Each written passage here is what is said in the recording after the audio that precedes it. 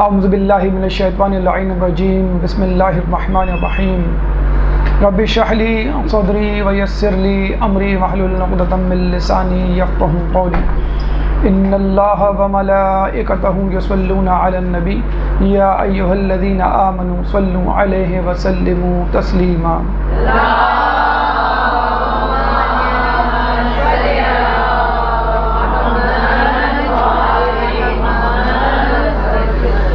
ماہ رمضان المبارک اپنے آپ کو گناہوں سے پاک کرنے کا بہترین مہینہ اور اس کے ساتھ ساتھ اپنے نفس کو کمال کی منزل پر لے جانے کا بہترین راستہ، لیکن یہ دونوں اہداف اس وقت تک پورے نہیں ہو سکتے جب تک ایک انسان ماہ رمضان المبارک کی معرفت حاصل نہ کر لے۔ اور خطبہ شعبانیہ اس سلسلے میں ہماری بہترین رہنمائی کرتا ہوا نظر آتا ہے۔ کون سا خطبہ؟ وہ خطبہ جو رسول اکرم صلی اللہ علیہ وآلہ وسلم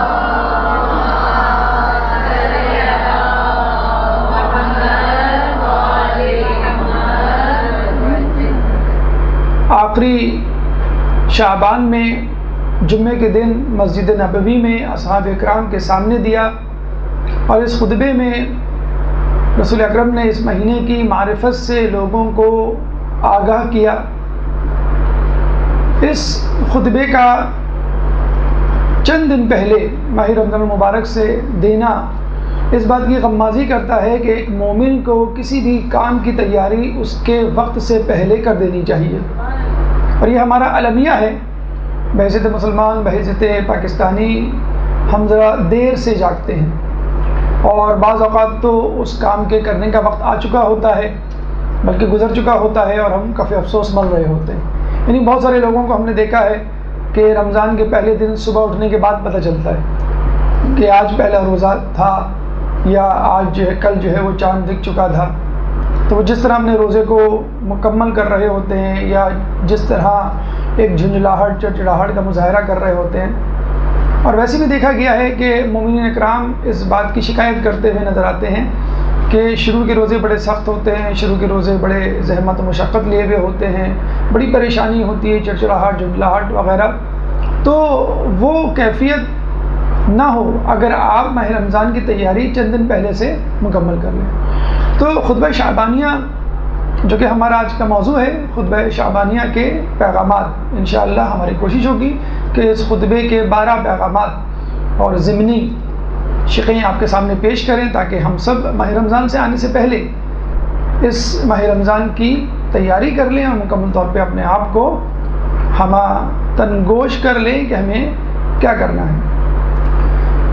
تو ماہ رمضان سے پہلے خطبہ شعبانیہ کا دینا اس بات کی غمازی کرتا ہے کہ مومن کو ماہ رمضان مبارک کی بالخصوص تیاری ماہ رمضان سے پہلے کر لینی چاہیے، 3 دن پہلے، 1 ہفتے پہلے، یا 10 دن پہلے۔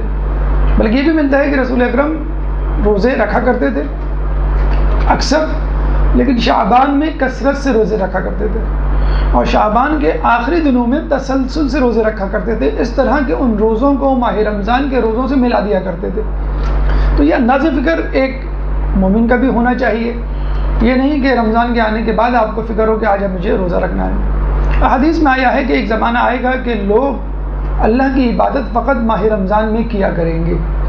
تو یہ عبادت ماہ رمضان سے اور ماہ رمضان تک جو محدود ہوتی ہے، وہ سیلیبریٹیز کی، میڈیا کی، ٹی وی کی، اور اس شعبے سے تعلق رکھنے والے ریاکار لوگوں کی عبادتیں ہوتی ہیں۔ ایک خالص مومن، ایک پرخلوص مسلمان اور خدا کی قربت کا طلبگار، وہ ہمیشہ اس بات پہ فکر مند رہتا ہے کہ کب میں اللہ سے کوئی راز و نیاز کروں اور اس کے قریب ہونے کا بہانہ اس کو مل جائے تو اس کو جو ہے وہ استعمال کرے۔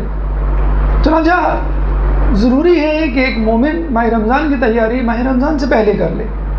پہلی بات تو یہ کہ ماہ رمضان سے پہلے ضروری ہے کہ خصوصی مسائل جو ماہ رمضان سے متعلق ہیں ان کو وہ ازبر کرے، ان کو وہ جانے اور ان کو وہ سمجھے۔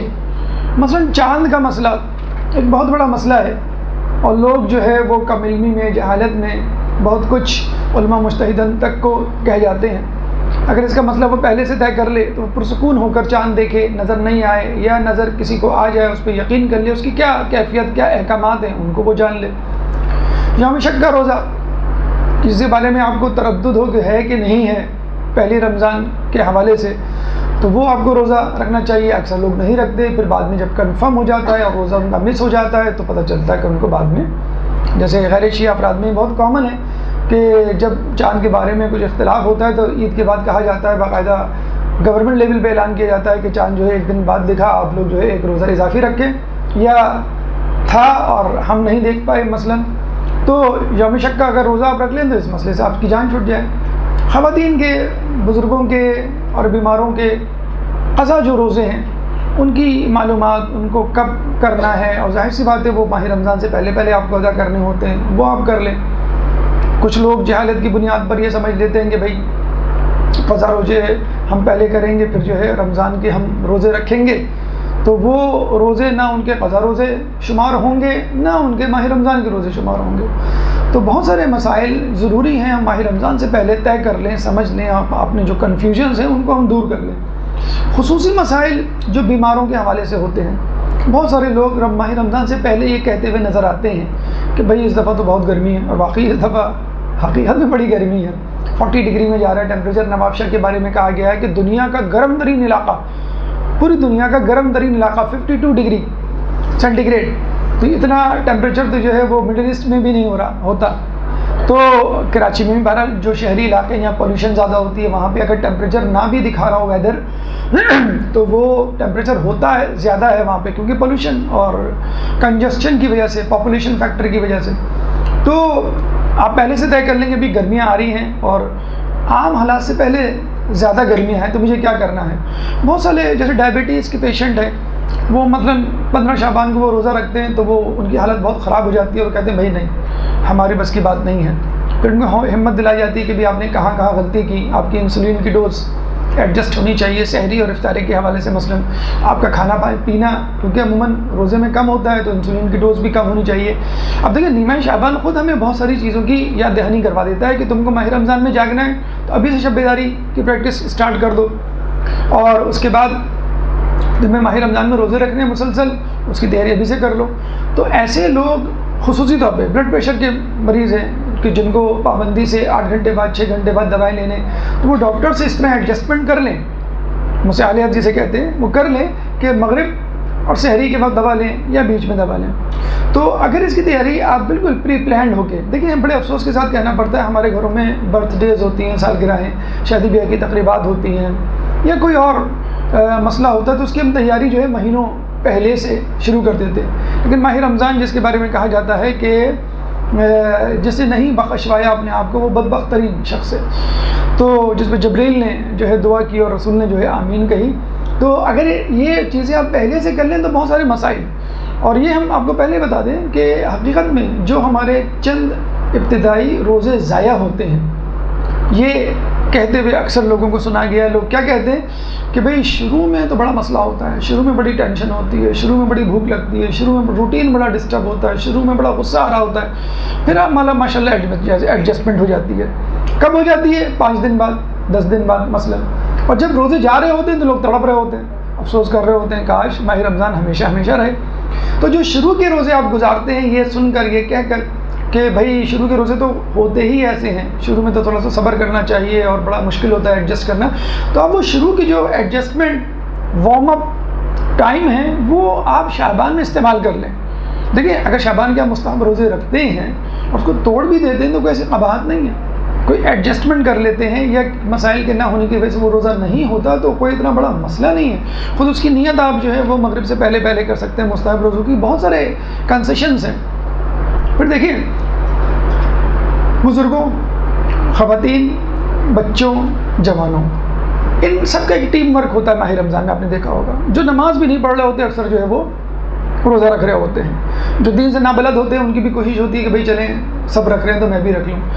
تو بلکہ بعض اوقات یہ بھی دیکھا گیا ہے کہ آپ نے ماہ رمضان آئے، آپ نے ماہ رمضان کے روزے شروع کیے، جو سب سے زیادہ متقی پرہیزگار تھا اس نے تو خیر رکھے ہی رکھے، اور جو تھوڑے سے ڈرے سہمے تھے اور کم ایمان والے تھے وہ ذرا پیچھے رہے۔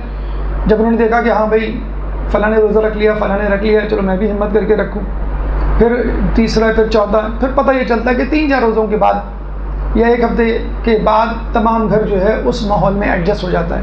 تو یہ پورے ماحول کی ایڈجسٹمنٹ آپ پہلے سے کیوں نہیں طے کر لیتے؟ یعنی ماہ رمضان سے 4-5 دن پہلے، 1 ہفتے پہلے تمام گھر والے شروع کریں روزہ رکھنا۔ بچے کو بھی آپ کہہ دیں جو ممیز فرض کر لیں نہیں ہے، بالغ نہیں ہے، کہ بیٹا آپ روزہ رکھو، اور اگر نہیں رکھ سکے تو کوئی بات نہیں، توڑ لینا، مستحب روزہ ہوگا۔ اچھا، ماہ رمضان کا اس کے لیے مستحب ہی کہلائے گا روزہ، لیکن بہرحال وہ ڈر رہا ہوتا ہے ماہ رمضان میں روزے کو توڑتے ہوئے۔ حالانکہ روایت موجود ہے کہ بچے کو بطور تمرین، بطور ایکسرسائز، بطور مشق روزہ رکھواؤ جب تک وہ رکھ سکے، اور پھر اس دورانیہ کو بڑھاتے رہو۔ یہ طریقہ کار چھٹے امام نے ہمیں بتلایا ہے۔ تو اگر بزرگ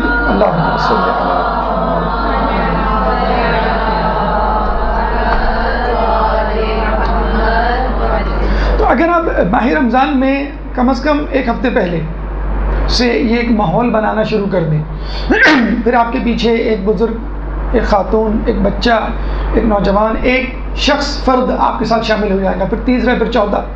کوشش کریں کہ ماہ رمضان سے کم از کم 3 دن پہلے ضرور روزے شروع کر دیں، جس میں ایک تو یوم شک کا ہی روزہ آ جائے گا اور 2 آپ کے اصل آ جائیں گے۔ تو رسول کی سنت بھی یہی تھی کہ پہلے سے وہ روزے شروع کر دیا کرتے تھے۔ اور دیکھیں میں آپ کو بتاؤں، اگر کسی شخص کے آنے کی آپ کو امید ہو اور وہ شخص آپ کو اچھا لگتا ہو، جس کا انتظار آپ کر رہی ہوں اور متمنی ہوں، تو آپ پہلی بیل پر دروازہ کھول دیں گے۔ جیسے ہی اندر داخل ہوگا وہ آپ کو منتظر پائے گا تو وہ کتنا خوش ہوگا کہ بھئی صاحب خانہ میرے آنے کے منتظر ہیں۔ لیکن ایک شخص آیا ہے، ڈرائنگ روم میں بیٹھا ہوئے ہیں، اور آپ جو ہے وہ اپنا کام ختم کر رہے ہیں، ٹی وی دیکھ رہے ہیں، کچھ کھانا پکا رہے ہیں، اور پھر آپ آتے ہیں تو وہ سمجھ جائے گا کہ میرا آنا ان کو جو ہے ناگوار گزرا۔ تو رمضان کے ساتھ بھی ہم یہی کر رہے ہوتے ہیں۔ جب رمضان سر پہ آ جاتا ہے، اچھا آج پہلا روزہ ہے، اچھا میں جو جلدی سو گیا تھا، ویسے آپ روزانہ لیٹ سوتے ہیں لیکن چاند دکھنے والے دن جو ہے وہ آپ جلدی، ہمارے یہاں تو ماشاء اللہ چاند بھی جو ہے بڑی دیر بعد دکھایا جاتا ہے۔ تو یہ ایڈجسٹمنٹ، یہ ماحول، یہ روٹین اگر آپ پہلے سے بنا لیں، گھر کا ماحول، خصوصی مسائل، خصوصی طور پہ وہ لوگ جو بیمار ہیں، اور بیماروں میں آدھے سے زیادہ لوگ یہ سمجھ لیجئے خوف کی وجہ سے روزہ نہیں رکھ رہے ہوتے، پلاننگ میں کمی کی وجہ سے روزہ نہیں رکھ رہے ہوتے ہیں۔ ایک سستی کاہلی ہوتی ہے ڈاکٹر کے پاس جانے کی، کہ ڈاکٹر کے پاس جانا ہے، جائیں نہیں جائیں، چلو خود سے رکھ لیتے ہیں، دیکھ لیں گے پھر۔ اور روزہ چھڑوانے والے 1000 مل جائیں گے آپ کو، آپ ایسے منہ سے نکالتے فوراً کہیں گے نہیں بھائی روزہ نہیں رکھنا بڑا مشکل کام ہے۔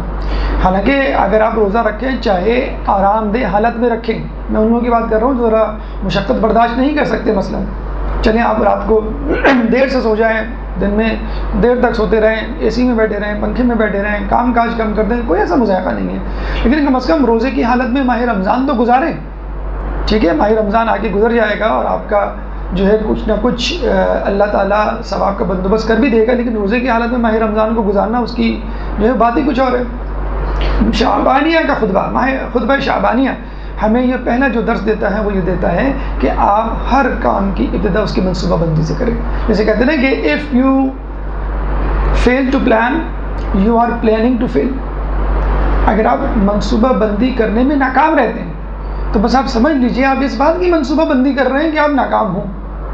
تو پہلے سے ہر چیز کی ایک شارٹ لسٹ ہوتی ہے، دیکھیں بیسن، چاول، فروٹ، شربت، کھجوریں، بہت سارے کام ہیں جو آپ کو پہلے سے سمیٹ کے رکھ لینی چاہیے۔ آپ رمضان کے 1-2 دن بعد آپ جاتے ہیں ان کو لینے اور پھر کنفیوز ہو رہے ہوتے ہیں۔ بچے کوئی خاص چیزیں پسند کر رہے ہوتے ہیں، کچھ بڑوں کو افطار کے وقت کھانا کھانے کی عادت ہوتی ہے، کچھ لوگوں کو فوراً چائے چاہیے ہوتی ہے۔ تو اگر یہ ساری چیزیں آپ 3-4 دن پہلے، ایک چیز ہے پریکٹس میچ، جو اللہ تعالیٰ تو چلوا کر کہتا ہے کہ بھائی تم پہلے 2 مہینے پریکٹس میچ کھیلو اور پھر فائنل میچ کھیلو۔ یعنی رجب میں بھی کتنی تاکید ہے روزوں کی، کتنے اچھے ایام، کتنی ولادتوں کے دن آتے ہیں۔ پھر ماہ شعبان میں بھی ایسا، اچھا اتفاق کی بات ہے ماہ رجب میں بھی روزے ہیں، اور ماہ رجب میں جو ہے 27ویں شب جو ہے وہ بھی جاگنے کی رات، فضیلت والی رات، تو دونوں چیزوں کی پریکٹس کروا دی، شب بیداری کی بھی اور دن میں بھوک پیاس کی بھی۔ پھر ماہ شعبان میں 15 شعبان کا روزہ بھی ہے، اور وہ نیمہ شعبان کی جو رات ہے وہ آپ کو جاگنے کی فضیلت والی رات ہے، تو ماہ شعبان میں بھی اس کی جو ہے آپ کو پریکٹس کروا دی۔ تو اللہ تعالیٰ مینٹلی آپ کو پریپیئر کر رہا ہے ذہنی طور پہ کہ رمضان کے آنے سے پہلے تم اپنے آپ کو تیار کر لو۔ لیکن چلیں کم از کم اب تک ہم سے کچھ نہیں ہو سکا، اچھا آپ اتفاق سے دیکھیے بھی کہ تمام تاریخیں جو ہیں ماہ رجب میں دھڑا دھڑ ان کی بھرمار ہوتی ہے، پھر ماہ شعبان میں، پھر 15 شعبان کے بعد کوئی تاریخ نہیں آ رہی ہوتی ہے. تو بس اب یہ ہے کہ اب آپ جٹ جائیں، آپ جو ہیں منہمک ہو جائیں، آپ جو ہیں مصروف ہو جائیں رمضان کی تیاری میں. چاہے وہ مادی تیاری ہو، اس میں کوئی قباحت نہیں کہ آپ کو کچھ چیزیں اپنے کچن کے لیے، اپنے گھر کے لیے خریدنی ہیں. چاہے وہ روحانی تیاری ہو کہ ابھی سے ذکر و اذکار کی آپ عادت ڈال لیں، ٹھیک ہے. اور دوسری بات یہ ہوتی ہے سب سے اہم چیز، جو آپ کہہ لیں کہ بھئی ہر چیز ہو جاتی ہے، کوئی ایسا مسئلہ نہیں ہے. روٹین ایڈجسٹ ہونے میں ہمیشہ ٹائم لگتا ہے. کوئی یہ نہیں کہہ سکتا فرام دا فرسٹ ڈے میں مینٹلی، فزیکلی، اسپریچولی بالکل تیار تھا، ہو ہی نہیں سکتا. جو لوگ 8 بجے ناشتہ کرنے کے عادی ہوں، ان کو 4 بجے اٹھا کے آپ ناشتہ کروا دیں. کچھ لوگوں کو تو 8 بجے بھی بھوک نہیں لگتی ہے، وہ تو آفس اور اسکول کالج ایسے چلے جاتے ہیں اور پھر آ کے کھا رہے ہوتے ہیں. تو ان کو آپ 4 بجے کہیں، ان کو تو الٹی ہو جائے گی. اور کچھ لوگ تو شروع میں ایسے ہی روزے گزار رہے ہوتے ہیں. پھر دوپہر کی کھانے کی عادت ہمارے یہاں مست ہے، چاہے ناشتہ کریں نہ کریں لیکن دوپہر کا کھانا کھایا جاتا ہے. دوپہر کا کھانا آپ کو اسکپ کروایا جاتا ہے، اس کی آپ عادت کر سکتے ہیں. پھر آپ ہیں کھانا کھانے کی عادی 10 بجے 11 بجے، کراچی جیسے شہروں میں تو لیٹ نائٹ ہی کھایا جاتا ہے. اور آپ کو کہا جا رہا ہے کہ تم 7 بجے 7:30 بجے جو ہے وہ کھاؤ اور بالکل ڈٹ کے کھاؤ. تو یہ جو روٹین ایڈجسٹ ہوگی یہ کب ہوگی؟ پہلے دن سے نہیں ہوگی، 3-4 دن لگیں گے. سگریٹ نوشی کے عادی افراد ہیں، اللہ صبر دیتا ہے، اللہ صبر دیتا ہے، اللہ صبر تو دیتا ہے، لیکن آپ کے مزاج میں جو چڑچڑاہٹ پیدا ہوتی ہے، جو گھروں میں لڑائی جھگڑا ہوتا ہے، سڑکوں اور فٹ پاتھوں پہ جو لوگ آباد آبی میں مصروف ہوتے ہیں، آپ نے دیکھا ہوگا ہر جگہ ہر ایک کا منہ جو ہے وہ بگڑا ہوا ہوتا ہے، بنا ہوا ہوتا ہے، جیسے بس وہ اللہ تعالیٰ پہ کوئی احسان کرنا چاہتے ہیں. پتہ نہیں میرا روزہ نہیں، میرا روزہ ہے. ارے روزہ میرا بھی ہے، کس کا روزہ نہیں ہے؟ ہر کسی کا روزہ ہوتا ہے. تو یہ جو روٹین ہے، سگریٹ پینے کی روٹین ہے کسی کو، بلکہ میں تو کہتا ہوں کہ یہ تو سگریٹ چھوڑنے کا بہترین مہینہ ہے. چائے پینے کی روٹین ہے، ہر 2 گھنٹے بعد، ہر 3 گھنٹے بعد. جیسے کہتے ہیں آپ کو چائے کی عادت ہوتی ہے، تو یہاں تو چائے سحری میں پینی ہے، پھر اس کے بعد افطار کو پینی ہے. مطلب آپ کو اللہ تعالیٰ کھانا یا چائے یا جو بھی چیز آپ استعمال کر رہے ہیں وہ اس وقت کھلا رہا ہے جب بالکل بھی ٹائم نہیں ہے. دنیا میں کوئی بھی شخص 4 بجے ناشتہ نہیں کرتا ہوگا. دنیا میں کوئی بھی شخص جو ہے وہ رات کا کھانا یا دوپہر کا کھانا عین مغرب کے وقت نہیں کھاتا ہوگا. اور وہ بھی جسے کہتے ہیں بالکل اس وقت بیٹھ جانا ہے. بالکل لازمی طور پہ سحری کی بھی تاکید ہے اور افطاری کی بھی جو ہے فضیلت اپنی جگہ موجود ہے. تو گھر کا ماحول 3-4 دن پہلے روزے کی پریکٹس کرنے سے بنے گا. گھر کا ماحول پہلے سے روزے کو برتنے سے بنے گا. آپ کی روٹین 3-4 دن پہلے آپ روزہ رکھیں گے تب آپ ایڈجسٹ ہوگی. اور 3-4 دن پہلے کم از کم اگر آپ روزے نہ بھی رکھیں تو آپ کا ذہن، آپ کی توجہ معلومات اور فقہی مسائل کی طرف تو جائے گی کہ مجھے روزے میں کیا کیا چیزیں ہیں جن کو مد نظر رکھنا ہے. انہیلر کوئی یوز کر رہا ہے، کسی کو ڈرپ لگانی پڑ جاتی ہے، کسی کو کوئی دوا استعمال تو کون سی دوائیں جو ہم استعمال کر سکتے ہیں، ڈرپ انجیکشن مثلا استعمال کی جا سکتی ہیں، یا جو منہ سے کھانے والی دوائیں وہ نہیں استعمال کی جا سکتی. تو ان کی معلومات اگر، کیونکہ ہم ایسے معاشرے میں رہتے ہیں جہاں پہ شیعہ غیر شیعہ افراد دونوں افراد رہتے ہیں، تو بہت سارے مسائل ان کے ہمارے یہاں جاتے ہیں اور ہمارے یہاں جو ہے ان کی طرف چلے جاتے ہیں. تو لوگ کنفیوز ہو جاتے ہیں اور جو ہے وہ روزے چھوڑ دیتے ہیں، یا یہ سمجھتے ہیں کہ ہمارا روزہ ٹوٹ گیا مثلا انجیکشن لگانے سے، اور جو ہے وہ روزے کو باقاعدہ طور پہ توڑ دیتے ہیں. تو یہ تمام معلومات چند دن پہلے اگر حاصل کر لی جائے تو روزہ بہت اچھا گزرے گا، پورا ماہ رمضان اچھا گزرے گا. یہ روٹین، یہ پریکٹس اگر پہلے سے کر لی جائے تو پہلے دن سے آپ کہیں گے کہ میں تو چاہتا ہوں کہ ماہ رمضان ہمیشہ ہمیشہ رہے. ورنہ پہلے دوسرے روزے کو تو آدمی یہ سوچ رہا ہوتا ہے کہ اللہ تعالیٰ نے روزے فرض ہی کیوں کیے گئے. اور جہاں تک بات ہے تقوی کی، تو میں تو ہوں متقی پرہیزگار، مجھے تو ضرورت نہیں ہے لعلکم تتقون، میں تو تقون کی منزل پہ پہنچ چکا ہوں، میرے لیے کیوں ہے. تو یہ، یا امیر لوگ کہتے ہیں بھائی یہ ہمارے لیے کیوں فرض کیے گئے، ہمارے پاس تو پیسہ ہے، جیب میں والیٹ ہے، ہم کھا سکتے ہیں بہت اچھا، تو غریبوں کے لیے ہونی چاہیے مثلا. تو یہ تمام اشکالات، شکوک و شبہات، معلومات اگر آپ پہلے سے لے لیں اور باقاعدہ طور پر پریکٹس کریں. لیکن میں بہت تاکیداً کہہ رہا ہوں کہ کم از کم 3 دن کا تو واجب کر لیں اپنے لیے، اور 1 ہفتے سے پہلے آپ روزے رکھ سکتے ہیں تو بہت اچھا ہے. پھر آپ دیکھیے گا کہ فرام دا بگننگ، پہلی دن آپ کی نماز شب بھی بہت اچھی ہوگی، کہ آپ کو جسے کہتے ہیں نا کہ لوگ اٹھتے ہیں کمبل سے منہ نکالا، کھجور یا پھینی یا چائے جو ہے وہ پی اور بس ہو گئے، نہ فجر کی فکر نہ نماز شب کی فکر. آفس جب جو جانے کا ٹائم ہے یا ماسی کے آنے کا ٹائم ہے اس وقت جو ہے آدمی اٹھ رہا ہوتا ہے. تو ماہ رمضان کو رسپیکٹ دیجیے. اگر آپ نے ماہ رمضان کے لیے اپنے آپ کو تبدیل نہیں کیا تو یہ ایک توہین ہے ماہ رمضان کی. مثلا میں آپ کو مثال دوں، آپ کے گھر میں کوئی مہمان آتا ہے تو آپ بہتر کپڑے پہنتے ہیں، عام کپڑے یا سلیپنگ سوٹ پہن کے اس کا استقبال نہیں کرتے. آپ کے گھر میں جب مہمان آتا ہے تو اس کے آنے سے پہلے آپ اپنے گھر کو صاف ستھرا رکھتے ہیں کہ وہ آئے گا تو کیا کم از کم ڈرائنگ روم ہمارا بہتر ہو. جب وہ آتا ہے تو ایک بہتر کھانا پکاتے ہیں. اکثر مرد حضرات یہ کہتے ہوئے نظر آتے ہیں بھائی آپ آ جایا کریں روزانہ, اس بہانے اچھا کھانا تو ملے گا کھانے کو. تو یہ تمام چیزیں ہم کیوں کر رہے ہوتے ہیں؟ اس مہمان کی عزت. اگر ہم میلے کچلے کپڑوں میں جو آپ عام کپڑے پہنے ہوئے رہتے ہیں اس سے استقبال کریں, گھر میں جو کچھ رکھا ہوا ہے بس اس کے سامنے رکھ دیں, گھر کی جیسی حالت ہے اس کو ویسی ہی رہن دیں, تو وہ یہی سمجھے گا کہ میرے آنے سے یہ خوش نہیں ہے اور یہ چاہتے ہیں کہ میں جلد از جلد یہاں سے جو ہے وہ چلا جاؤں. تو ماہ رمضان جو ہے وہ ایک ایسا مہینہ ہے کہ آپ اس کو ویلکم کر رہے ہیں, استقبال کر رہے ہیں. اللہ تعالیٰ نے اس سے پہلے ماہ رجب اور ماہ شعبان 2 مہینے بھیج دیے اسی پریکٹس کے لیے کہ آپ یہ نہ کہیں کہ ایک دم سے آ گیا ہمیں تو پتہ بھی نہیں چلا. تو اس کی پریکٹس پہلے ہی آپ کو کروا دی گئی ہے. تو خود رسول اللہ کا خطبہ شعبانیہ 3-4 دن پہلے دینا, جمعے کے دن دینا اور ماہ رمضان سے پہلے دینا اس بات کی غمازی کرتا ہے کہ انسان کو, مسلمان کو, ایک مومن کو, شیعان علی کو کسی بھی کام کی, کسی بھی نیک کام کی منصوبہ بندی, پلاننگ پہلے کر لینی چاہیے. اور اگر یہ پلاننگ آپ نے پہلے کی تو آپ نے ماہ رمضان کا احترام بھی کیا اور خود اپنے آپ کو اس کے لیے آمادہ بھی کیا. ایک درود پڑھ دیں محمد والے.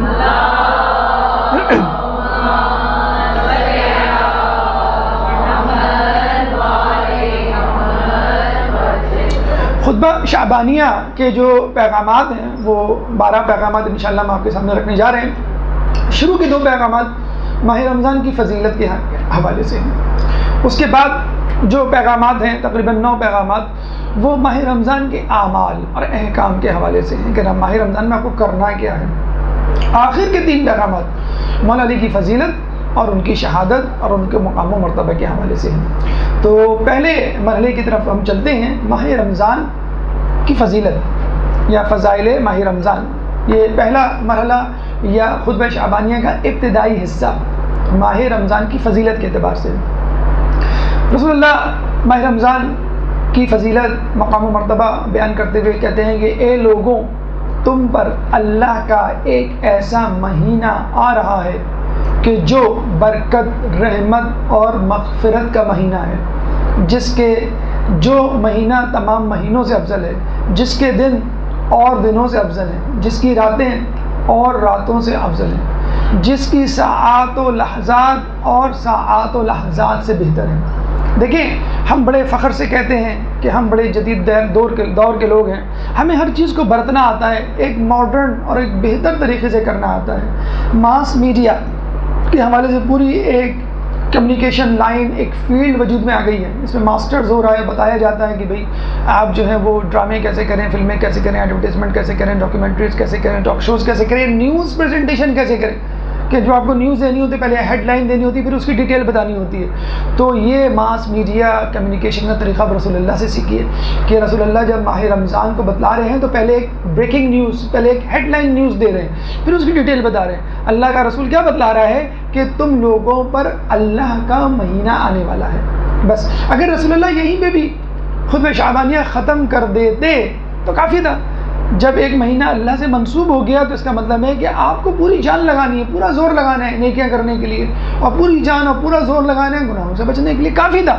اور پھر اس کے بعد مومنوں کو اپنی طرف متوجہ کرنے کے بعد اس کی تفصیل بتا رہے ہیں. اللہ کا مہینہ تو ہے لیکن آپ کیسے کہہ سکتے ہیں یہ اللہ کا مہینہ ہے؟ یہ مہینہ برکت سے بھرپور, یہ مہینہ رحمت سے بھرپور, یہ مہینہ مغفرت سے بھرپور.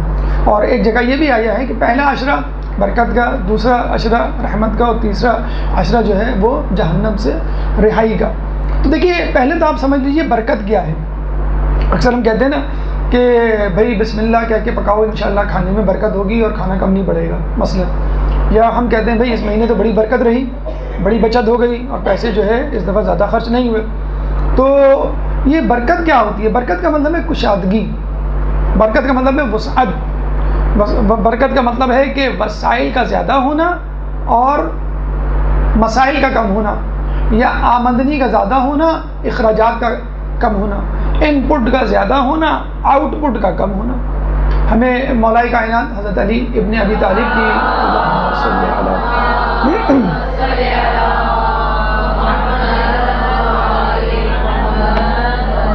آپ کو معلوم ہے جب مولا علی کے ولیمے کا وقت آیا تو رسول اللہ نے کہا کہ جاؤ مسجد نبوی میں جا کر اپنے ولیمے کا اعلان کر دو. تو مولا علی کہتے ہیں کہ جب مسجد نبوی گیا تو وہاں بہت سارے لوگ تھے.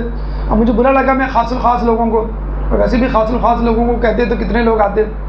تو مولا علی نے ایک جگہ اوپر اونچائی پہ چڑھ کر اعلان کیا کہ میرا ولیمہ ہے، آپ لوگ آئیے. تو اب جو کہہ کے اتر تو گئے اور دھڑکتے ہوئے دل کے ساتھ گئے، کیونکہ لیکن چونکہ رسول اللہ نے کہہ دیا تھا تو ان کو یقین تھا.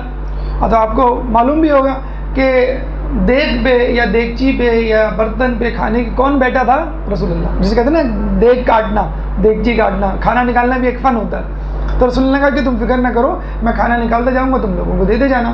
کہتے ہیں ہزاروں لوگ تھے اور صرف ایک دمبا، ایک بھیڑ جو ہے وہ ذبح ہوا تھا، اور تمام لوگوں کو یہ اس کو کہتے ہیں کہ برکت. جب بہت سارے خاندانوں میں یہ کہتے ہوئے بھی سنا گیا، بلکہ آپ نے نوٹ بھی کیا ہوگا، جو دیندار خاندان ہوتا ہے اکثر ان کے مہمان بھی زیادہ آ رہے ہوتے ہیں، وہ خود بھی کہیں اور جگہ جا رہے ہوتے ہیں، ان کے ہاں آس پاس غریب ضرورت مندوں کا جو ہے وہ گھیرا بھی ہوتا ہے، اور لوگوں کی وہ مسلسل مدد بھی کر رہے ہوتے ہیں. اور جو بے دین خاندان ہوتا ہے وہ بہت پیسے والا بھی ہوتا ہے، لیکن اکثر وہ شکایت کر رہا ہوتا ہے کہ پیسے نہیں ہیں، یا پیسے کم پڑ گئے، یا جو ہے وہ گزارا نہیں ہو رہا. اور دیندار طبقے کا جو ہے وہ گزارا ہو رہا ہوتا ہے. تو بس اسی کو کہتے ہیں برکت، کہ پیسے کم ہیں بظاہر، لیکن اس میں اتنی برکت ہوتی ہے کہ تمام لوگ کھا بھی لیتے ہیں، اس کو استعمال بھی کر لیتے ہیں، پھر بھی پیسے بچ جاتے ہیں. اور خود آپ نے غور کیا ہوگا کہ ماہ رمضان میں جتنا خرچہ ہوتا ہے اتنا خرچہ کسی اور، کہنے کو تو ہم بھوکا رہ رہے ہیں، لیکن بہرحال جو سحری اور افطاری کا جو مینو ہوتا ہے وہ اتنا لش ہوتا ہے کہ بہرحال خرچہ بہت زیادہ ہو رہا ہوتا ہے. پھر ہمارا جی بھی چاہ رہا ہوتا ہے کہ ہم کسی پڑوسی کی، کسی ضرورت مند کی، کسی غریب رشتہ دار کی مدد بھی کریں، اور ایک غریب سے غریب آدمی بھی اپنی جیب سے کچھ نہ کچھ نکال کے دے رہا ہوتا ہے. لیکن کسی کو یا بہت کم افراد کو آپ نے سنا ہوگا کہ اس نے شکوہ شکایت کی ہوگی اس دفعہ رمضان میں برکت نہیں تھی، یا اس دفعہ رمضان میں جو ہے وہ کھانے پینے کو نہیں تھا. تو ماہ رمضان کا مہینہ آپ کے لیے برکت لے کر آ رہا ہے. اچھا، یہ تو وہ برکت ہے مادی حوالے سے، معاشی حوالے سے، تو عام اور مشروبات کے حوالے سے. لیکن ایک برکت ہوتی ہے جو اللہ تعالیٰ اپنی قربت کی صورت میں، اپنی معرفت کی صورت میں وہ انڈیل رہا ہوتا ہے. ایک روحانیت ہوتی ہے. آپ دیکھیں گھروں میں جو لڑائی جھگڑے کا ماحول ہوتا ہے ماہ رمضان کے علاوہ، وہ ماہ رمضان میں نہیں ہوتا. گھروں میں جو بے دینی کا ماحول ہوتا ہے، گھروں میں جو بالکل ان کنٹرول ٹی وی چل رہا ہوتا ہے، ان کنٹرول انٹرنیٹ چل رہا ہوتا ہے، وہ آپ نہیں دیکھ رہے ہوتے. حالانکہ کوئی آپ کو منع کرنے والا بھی نہیں ہو رہا ہوتا ہے، لیکن کیونکہ ماہ رمضان ہوتا ہے آپ جو ہے، بلکہ اکثر لوگ تو یہ کہتے ہوئے سنے گئے کہ میں افطار کے بعد دیکھ لوں گا تمہیں، یا افطار کے بعد میں جھوٹ بولوں گا، یا غیبت ابھی نہ کریں افطار کے بعد کریں. مگر افطار کے بعد بھی ماہ رمضان رہتا ہے، ماہ رمضان پورے 29 یا 30 دن رہے گا. تو یہ ایک برکت ہے جو معاشی طور پہ، مادی حوالے سے، روحانی حوالے سے آپ خود محسوس کر رہے ہوتے ہیں. تو یہ برکت کا مہینہ ہے. اس کے بعد یہ رحمت کا مہینہ ہے. دیکھیں رحمت کسے کہتے ہیں؟ جیسے کہا جاتا ہے کہ بیٹی رحمت ہے اور بیٹا نعمت ہے. نعمتوں کا حساب ہوگا، رحمتوں کا حساب نہیں ہے. تو بس ماہ رمضان رحمت کا مہینہ ہے جس میں اللہ تعالیٰ اپنی رحمت انڈیل رہا ہے، اور جو کچھ اللہ تعالیٰ دے رہا ہے اس کا کوئی حساب کتاب نہیں ہوگا، بلکہ اللہ تعالیٰ ابھی انشاءاللہ آگے تذکرہ آئے گا کچھ ایسی چیزوں کا بھی حساب رکھ رہا ہے آپ کے حوالے سے، نیکی کے طور پہ جو آپ نے نہیں کی ہوئی ہوتی. آپ خالی بیٹھے ہوئے ہوتے ہیں، لیکن اللہ تعالیٰ پھر بھی اس کو نیکی میں جو ہے وہ کاؤنٹ کر رہا ہوتا ہے. تو اللہ تعالیٰ یہ کہنا چاہ رہا ہے یہ شہر رمضان ہے، یہ میرا مہینہ ہے. اچھا، اب یہاں پہ جو ہے وہ یہ سوال پیدا ہوتا ہے کہ یہ اللہ کا مہینہ ہے تو باقی مہینے کیا وہ اللہ کے نہیں ہیں؟ باقی اوقات، باقی ساعتیں، باقی زمان و مکان یا یہ اللہ کے نہیں ہیں؟ دیکھیں میں آپ کو مثال دیتا ہوں. آپ گھر میں بیٹھے ہیں، 3-4 آپ کی اولادیں ہیں جو آپ کے سامنے بیٹھی ہیں. ایک اولاد، ایک بیٹا یا ایک بیٹی پہ ہاتھ رکھ کے آپ کہتے ہیں یہ تو میرا بیٹا ہے، یہ تو میری بیٹی ہے. تو کیا باقی سب آپ کے بیٹے یا بیٹیاں نہیں ہیں؟ اس جملے کو ادا کرنے کا مقصد کیا ہے؟ یہ میرا خاص بیٹا ہے، یہ میرا خاص بیٹی ہے، اور اس کے لیے میرے لیے خاص رحمتیں ہیں. اس کی غلطیوں اور اس کی کوتاہیوں کو عموماً آپ چشم پوشی سے جو ہے وہ درگزر کر دیتے ہیں. تو اللہ تعالیٰ جب یہ کہہ رہا ہے کہ یہ ماہ رمضان میرا مہینہ ہے، تو اس کا مطلب ہے کہ باقی مہینے بھی اللہ کے ہیں، لیکن یہ مہینہ خاص و خاص اللہ کا ہے. اور خود حدیث قدسی میں آیا ہے کہ ماہ رمضان روزہ میرے لیے ہے اور اس کی جزا میں ہی دوں گا. تو اس کا مطلب ہے کہ کیا باقی چیزوں کی جزا اللہ نہیں دیتا؟ باقی چیزوں کی بھی جزا اللہ دیتا ہے، لیکن اس کی کوئی ایک خاص جزا ہے کہ جو اللہ تعالیٰ اور دنوں سے زیادہ اور کاموں سے زیادہ دے گا. پھر آپ ذرا نوٹ کیجئے کہ ہم دیکھتے ہیں کہ ماہ رمضان کے بارے میں کہا جاتا ہے سب سے افضل ہے. رجب سے بھی افضل ہے جی، رجب سے بھی افضل ہے. شعبان سے افضل ہے جی، شعبان سے بھی افضل ہے. تو ماہ رمضان کو اللہ تعالیٰ نے پہلے کیوں نہیں رکھا؟ یعنی پہلے ماہ رمضان رکھتا، پھر شعبان، پھر رجب رکھ لیتا، یا یوں رکھ لیتا کہ رجب میں روزے فرض کر دیتا، پھر شعبان اور پھر رجب رکھ لیتا. تو گویا خدا تعالیٰ یہ بتانا چاہ رہا ہے کہ خدا کے مہینے میں داخل ہونے سے پہلے رسول کے مہینے میں داخل ہو یعنی شعبان، اور شعبان میں داخل ہونے سے پہلے اہل بیت کے مہینے یعنی رجب کے مہینے میں داخل ہو. یعنی خدا تک پہنچنے کا راستہ اہل بیت اور رسول کے وسیلے سے ملے گا.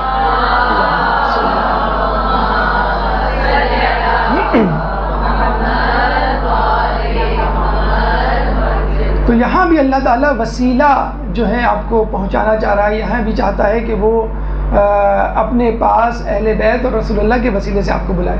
پھر ہم دیکھتے ہیں کہ جو تیسرا اور آخری عشرہ ہوتا ہے خصوصاً کہا گیا ہے مغفرت یا جہنم سے رہائی کا مہینہ. دیکھیں جنت میں جانا کمال نہیں ہے، یکسر کمال نہیں ہے. کیوں؟ کہ جن کے عقائد ٹھیک ہوں گے وہ کبھی نہ کبھی تو جنت میں جائیں گے. اپنی کوتاہیوں، لغزشوں، گناہوں کی وجہ سے کچھ عرصے جہنم میں رکھ کے. کمال یہ ہے کہ آپ ڈائریکٹ جنت میں جائیں. جہنم میں گئے بغیر جب کہتے ہیں نا کہ ہمیں اللہ اکثر دعاؤں میں ہم کہتے ہیں کہ جنت میں داخل کر اور جہنم سے رہائی دے، تو جب کچھ لوگ یہ بھی سوال پوچھتے ہیں جب جنت میں داخل کر تو اس کا مطلب ہے کہ جہنم سے خلاصی. جی نہیں، بہت سارے جنتی جہنم سے ہو کر آئیں گے. کچھ فلائٹیں ہوتی ہیں نا ڈائریکٹ فلائٹ ہوتی ہے، کچھ اسٹاپ اوور کی ہوتی ہے. اسٹاپ اوور کی جو فلائٹ ہوتی ہے وہ 2-3 گھنٹے وہ آپ کو اذیت محسوس ہو رہی ہوتی ہے. تو جو اسٹاپ اوور کی فلائٹ ہے یا جہنم کا اسٹاپ اوور ہے وہ بڑا ہی گرا ہے. اس کو 1-2 سال کا نہ سمجھ لیے، وہ ہزاروں سال، بعض اوقات لاکھوں سال اور بعض اوقات کروڑوں سال کا ہوگا. بلکہ ہمارے 5ویں امام محمد باقر علیہ السلام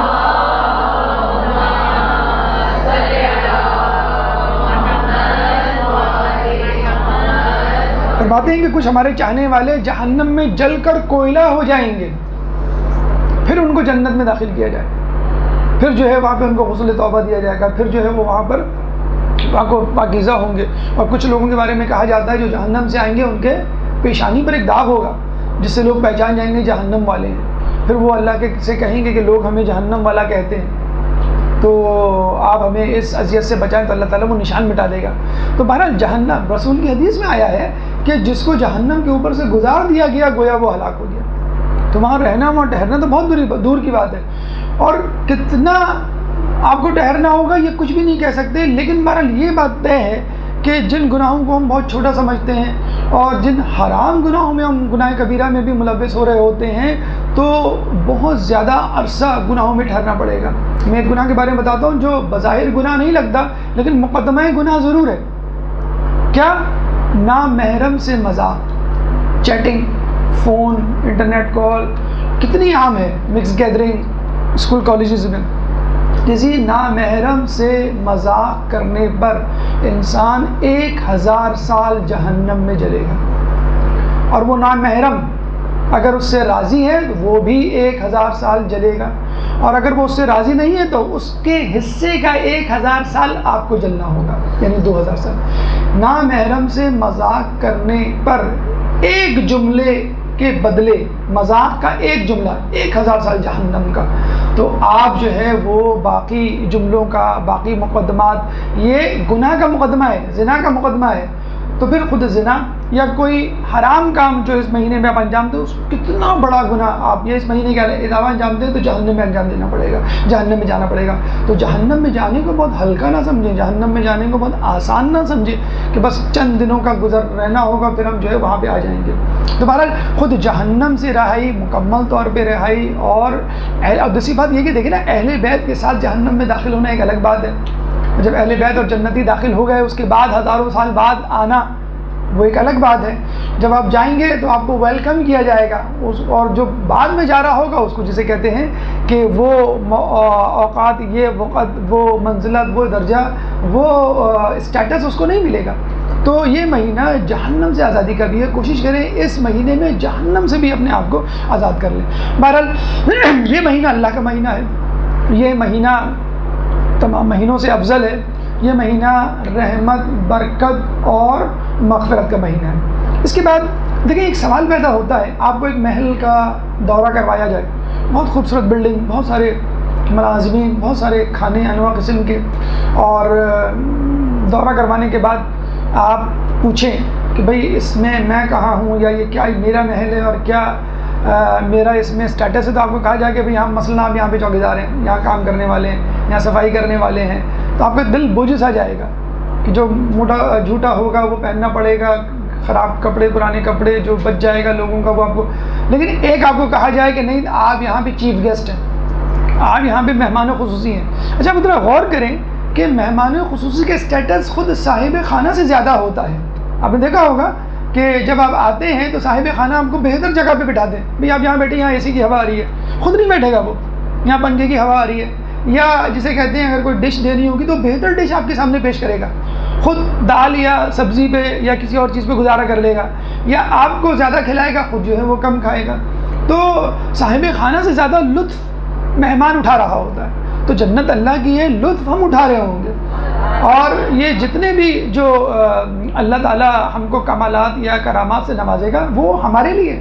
تو رسول فرماتے ہیں کہ اس مہینے میں تم لوگوں کو دعوت دی گئی ہے، اس مہینے میں تم لوگ کرامت خدا کے مہمان ہو، اس مہینے میں تمہاری سانسیں تسبیح اور تمہارا سونا عبادت، تمہارے اعمال مقبول اور تمہاری دعائیں مستجاب.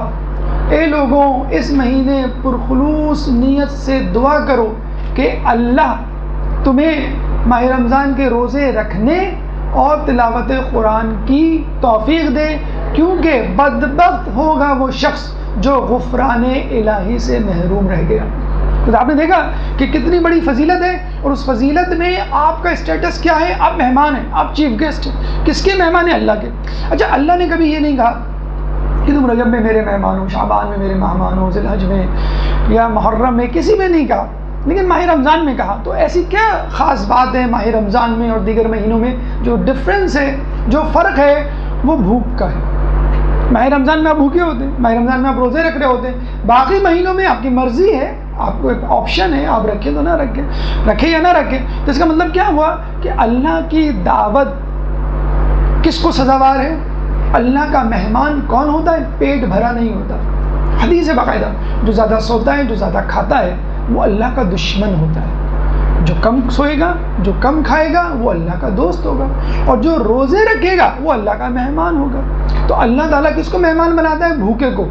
میں سے ایک واقعہ سناتا چلوں، آپ نے شاید پہلے بھی سنا ہو کہ دو دوست ایک محلے میں جاتے اور وہاں پہ ان کا کوئی جاننے والا نہیں ہوتا، مسجد میں جا کے بیٹھ جاتے اور یہ دعا کر کے سوتے ہیں کہ اللہ ہمیں جو ہے ایک بہتر میزبان میسر کر دے، اور یہ کہہ کے سو جاتے ہیں. تو ایک شخص کو جو بہت زیادہ بظاہر دیندار نہیں تھا، مادیت پرستی کی طرف رجحان رکھتا تھا، تو اس کے پاس ایک شخص آیا اسی محلے، اسی آبادی کا، اور اس کو اٹھا کے لے گیا مہمان، بطور مہمان. متمول شخص تھا، خوب اس کی ماشاءاللہ مہمان نوازی کی. دوسرا شخص وہیں سوتا رہ گیا، اس کو کوئی اٹھانے نہیں آیا. صبح اٹھا تھا بھوکا پیاسا. تو وہ دوسرے دن آتا ہے، دوسرا شخص جو جا چکا ہوتا ہے، کسی کا مہمان ہوتا ہے، وہ کہتا ہے بھائی میری تو بڑی زبردست مہمان نوازی ہوئی، فلاں آدمی آیا تھا، بڑا متمول صاحب حیثیت، اس نے جو ہے مجھے بہترین بستر دیا، بہترین کھانا دیا، بہترین مشروبات، بہترین تحائف اور بہترین مہمان نوازی کی میری. تو وہ جو مہمان نوازی سے لطف اندوز ہو کے آ چکا ہوتا ہے، وہ اس سے پوچھتا ہے، جو مسجد میں بیچارہ بیٹھا رہتا ہے رات بھر اور کوئی بھی اس کو لینے نہیں آتا، اس سے پوچھتے ہیں کہ تم کو کس نے مہمان بنایا؟ کہنے لگا پتہ نہیں، میں جب سو رہا تھا تو میں نے خواب دیکھا کہ ہاتف غیبی سے مہمان آواز آئی کہ آج تم ہمارے مہمان ہو اور تم بھوک کی حالت میں ہمارے مہمان رہو گے. تو اللہ تعالیٰ اس کو مہمان بناتا ہے جو بھوکا ہوتا ہے. میں مثال دوں کہ ہم اگر صدر بھی جائیں تو ایک آدھ کولڈ ڈرنک، چائے، سموسے، قلفی یا کچھ نہ کچھ کھا کے یا لے کے آ رہے ہوتے ہیں. مطلب وہاں جاتے جاتے، بلکہ زیارت میں بھی لوگ جا رہے ہوتے ہیں، پوچھ رہے ہوتے ہیں کون سی فلائٹ ہے بھائی، کون سی آپ جو ہے کون سی ایئر لائن سے، فلاں اسی ایئر لائن سے مت جائیے گا. کیوں؟ اس کا کھانا اچھا نہیں ہوتا. ہم اپنی ڈیسٹنی یا مقام پر پہنچنے سے پہلے ہی کھانے کی فکر میں ہوتے ہیں. آنے کے بعد وہاں رہنے کا وہ الگ کمپلین لسٹ ہوتی ہے جو کارواں کے لیے ہم تیار کر کے رکھتے ہیں.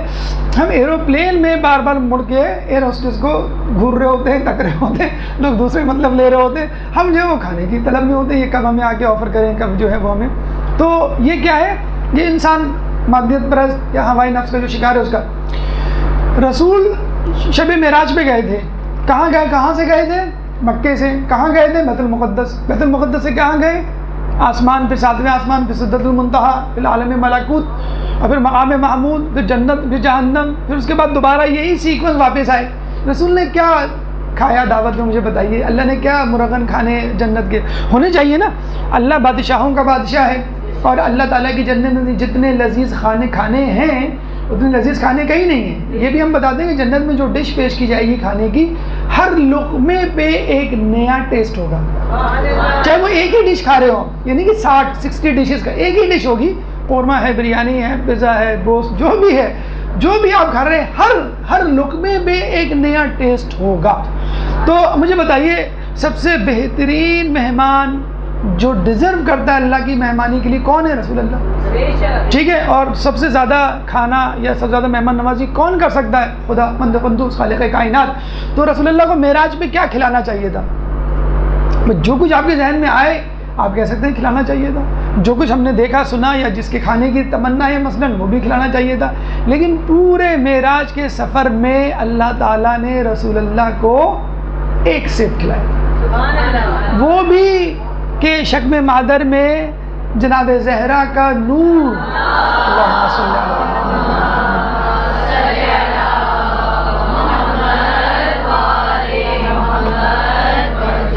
زہرا کا نور ٹھہرانا مقصود تھا، اس لیے کھلایا تھا، ورنہ اس کی بھی ضرورت نہیں تھی. اب رسول کہہ سکتے تھے رسول اے خدا تو عجیب ہے، فقط ایک سیب پہ ٹرخا رہا ہے، ہم ہوں گے تو ہم یہی کہتے. میں جاؤں گا. اکثر آپ نے دیکھا کہ مہمانوں کے پاس جاتے ہیں، اپنے کسی رشتہ داروں کے پاس جاتے ہیں تو واپس آ کے گھر والے سب سے پہلے پوچھتے ہیں کیا کھلایا چچی نے، خالہ نے کیا کھلایا تم کو؟ کچھ نہیں کھلایا، بس کولڈ ڈرنک پہ ٹرخا دیا. تو کتنا زیادہ نوٹ کر رہے ہوتے ہیں اور ہم دیکھ رہے ہوتے ہیں ہمارے سامنے کیا کیا چیزیں رکھی گئی ہیں. عربوں میں تو مہمان نوازی کا بہت زیادہ رجحان ہے، ان کے یہاں تو یہ اصول ہے کہ وہ گھر میں جو بھی چیز موجود ہوتی ہے وہ سامنے لا کے رکھ دیتے ہیں. اب آپ کی مرضی، آپ جو بھی چن کے کھائیں. تو یہ بھی نوٹ کیا جا رہا ہوتا ہے کہ ہمارے لیے ٹیبل پہ کیا چیزیں رکھی گئی. لیکن اللہ تعالیٰ کا جو مہمان ہوتا ہے وہ بھوکا ہوتا ہے. اب آپ کو پسند آئے یا نہ آئے، اللہ تعالیٰ کا جو مہمان ہوتا ہے وہ بھوکا ہوتا ہے. رسول اللہ اس کی بہترین مثال ہے. دوسری بات ہے خود ماہ رمضان میں اللہ تعالیٰ مہمان بنا رہا ہے، اور مہینوں میں مہمان نہیں بنا رہا. کیوں نہیں بنا رہا؟ اس مہینے آپ کھا بھی رہے ہوتے ہیں، اور ٹھیک ہے آپ کی مرضی ہوتی ہے، لیکن اللہ تعالیٰ ماہ رمضان میں کمپلسری کر رہا ہوتا ہے کہ نہیں تم کو بھوکا رہنا ہے. بھوکے رہو گے تو میری طرف متوجہ ہوگی. دیکھیں فطری سی بات ہے، آپ نے خود بھی غور کیا ہوگا. بلکہ ابھی کسی بھی دن روزہ رکھیں، ماہ رمضان میں روزہ رکھیں، افطار سے پہلے افطار کے بعد آپ اپنی طبیعت کو دیکھ لیں. افطار سے پہلے تسبیح اور افطار کے بعد ریموٹ کنٹرول. یہی فرق ہوتا ہے نا. کتنی جلدی انسان جو ہے 180 ڈگری پہ آ جاتا ہے، حتیٰ کہ نشست و برخاست کا انداز بدل جاتا ہے. کیسے دو زانوں اور سر جھکا کے بیٹھے ہوئے ہوتے ہیں. آپ جو ہے افطار سے پہلے افطار کے بعد دیکھیں آپ تمیز سے بیٹھ جاؤ کس طرح بیٹھے ہوئے. امی اٹھائی نہیں جا رہا افطار کے بعد ہماری جو حالت ہو رہی ہوتی ہے. تو اللہ تعالیٰ کا مہمان وہ ہے جو بھوکا ہے. اور ویسے بھی یہ ہم آپ کو پہلے بھی دروس میں بتا چکے ہیں کہ پیغام رمضان بھوک ہے، بسیار خوری نہیں ہے. جو ہم افطار کے وقت، سحری کے وقت اور رات بھر جو 8 گھنٹے 10 گھنٹے ہم گزار رہے ہوتے ہیں، مسلسل ہم کھا رہے ہوتے ہیں، ہر گھنٹے کچھ نہ کچھ کھا رہے ہوتے ہیں. عرب میں تو یہ طریقہ ہے کہ ایک کمرہ کھانے کے لیے مخصوص کر دیا جاتا ہے، اور وہاں صرف کھانے پینے کی چیزیں ہوتی ہیں. جس کو بھی کچھ کھانا ہو رات کے کسی بھی حصے میں چلا جائے. ہم تو غریب غربا لوگ ہیں، ہم جو ہے ٹیبل پہ دہی بڑے اور چھولے یا چھپا کے فریج میں رکھ دیتے ہیں. میرے چھولے کس نے کھا لیے، میرا شربت کس نے پی لیا. اس پہ جھگڑا ہو رہا ہوتا ہے. چلتے پھرتے فریج کا دروازہ اتنی مرتبہ کھل رہا ہوتا ہے جتنا فیس بک نہیں کھلتا ہے. تو فیس بک سے زیادہ جو ہم فریج کا دروازہ کھول رہے ہوتے ہیں ماہ رمضان میں. تو ماہ رمضان جو ہے بھوک کا میسیج دے رہا ہے، پیغام دے رہا ہے، اور اللہ تعالیٰ اس بھوک کو پسند کرتا ہے. واقعی بھی آپ سن رہے ہیں، خود رسول اللہ کی جو معراج کی دعوت ہے وہ بھی آپ نے دیکھ لی کہ رسول اللہ کو کیا دیا گیا. تو یہ وہ دعوت ہے جو صرف بھوکا رہنا. اچھا یہ بھوک بھوکوں کے لیے نہیں ہے، یہ ان کو لیے جو روزے دار ہیں. بھوکا اور روزے دار فرق ہوتا ہے. بھوکا وہ جس کو کھانا نہ ملے وہ بھوکا ہے، غریب غربا بھی بھوکے وہ، لیکن روزے دار وہ ہے جس نے اپنے اختیار سے بھوک کو اختیار کیا ہے. یہ ہے اللہ تعالیٰ کا حقیقی مہمان. اچھا آپ نے نوٹ کیا ہوگا جیسے بھی میں نے بتایا کہ اگر کوئی شخص جاتا ہے کسی گھر میں تو اس کی ہر چیز کا خیال رکھا جاتا ہے. آپ کو پسینہ آ رہا ہے، خیریت، آپ کو ہوا نہیں لگ رہی، آپ پنکھے کا جو ہے وہ رخ اس کی طرف کر دیتے. آپ کب سے نکلے ہیں گھر سے؟ ارے آپ گھر سے بہت دیر سے نکلے ہیں. آپ جو ہے وہ کچھ کھا بھی لیں، کھانا ہم لگا دیں گے، فی الحال آپ یہ لے لیں. تو آپ ہر چیز کا اس کا خیال کر رہے ہوتے ہیں، جب حتیٰ کہ گفتگو میں بھی احتیاط کر رہے ہوتے ہیں. مہمان جو حقیقی مہمان ہوتا ہے اس کا اختیار کر. اللہ تعالیٰ اپنے مہمان کا اس مہینے میں بہت خیال کر رہا ہوتا ہے. اور اللہ تعالیٰ کیا خیال کرے گا؟ یعنی اللہ تعالیٰ کیا آپ کو آسائش آرام دے سکتا ہے؟ کیونکہ بھوک کہہ کر اس نے بتلا دیا کہ مجھ سے تم کھانے پینے کی توقع مت کرنا، تم بھوکے رہ کے آؤ گے تب میں تمہاری مہمان نوازی کروں گا. دیکھیے اللہ تعالیٰ چاہتا ہے کہ میرا بندہ ماہ رمضان میں روزے کے دوران اس طرح رہے کہ اس کو فائدہ ہی فائدہ ملے، کچھ بھی نہ کرے. ہم جیسے نکھٹو نکمے جو ہیں بس بستر پہ بیٹھے ہوئے، صوفے پہ بیٹھے ہوئے، لیٹے ہوئے جو ہے خلاؤں میں گھر رہے ہوتے ہیں، کیا کر رہے ہیں؟ کچھ نہیں کر رہے ہیں. تو جب آپ کچھ نہیں کر رہے ہوتے ہیں اس پہ بھی اللہ تعالیٰ کہتا ہے کہ تمہاری سانسیں تسبیح، تمہارے سانسیں تسبیح، جس کے لیے سورہ جمعہ آیت نمبر 1 میں اللہ تعالیٰ کیا فرماتا ہے؟ للہ ما فی السماوات یسبح للہ ما فی السماوات و ما فی الارض. اللہ تعالیٰ کی تسبیح کر رہی ہیں وہ چیزیں کون؟ جو آسمانوں اور زمینوں میں ہیں. دیکھیں بحیثیت انسان، اور آج کل کے انسان تو بہت ہی زیادہ بیچارہ اس کا شکار ہے، غفلت، مصروفیت، مشغولیت، کوئی نہ کوئی کام، اسکول کا کام، کالج کا کام، یا آفس کا کام، یا گھر کا کام. ہمیں نماز کی فرصت نہیں ملتی تو ہم اذکار کیا پڑھیں؟ ہمیں جو ہے وہ واجب نمازوں کے لیے ہمارے پاس ٹائم نہیں ہے تو ہم زیارتیں نوافل یا دوسرے اذکار جو ہیں وہ کہاں کیا کریں؟ تو اس میں بھی اللہ تعالیٰ کرے کوئی بات نہیں. یعنی اللہ تعالیٰ آپ کے نکھٹو پن کو یا نکمے پن کو بھی جو ہے وہ جسے کہتے ہیں نا بلیک منی وائٹ منی میں چینج کر دی جاتی ہے اگر بہت لوگوں کے پاس ہو، اور یہ کہا جاتا ہے بھی آپ کے پاس جتنا ہی مال ہے وہ آپ شو کر دیں، کوئی ٹیکس نہیں لیا جائے گا، ہم اس کو پالیٹک کالا دھن سفید دھن میں تبدیل ہو جائے گا. تو اللہ تعالیٰ کہتا ہے کوئی بات نہیں، تم کچھ بھی نہ کرو، مجھے معلوم ہے تم روزہ رکھ کے ادھموئے ہو جاؤ گے، پڑ جاؤ گے، جسے کہتے ہیں نا کہ لیٹ جاؤ گے اور وسیع تاریخ، کوئی بات نہیں، تمہاری سانسیں تو چل رہی ہوں گی.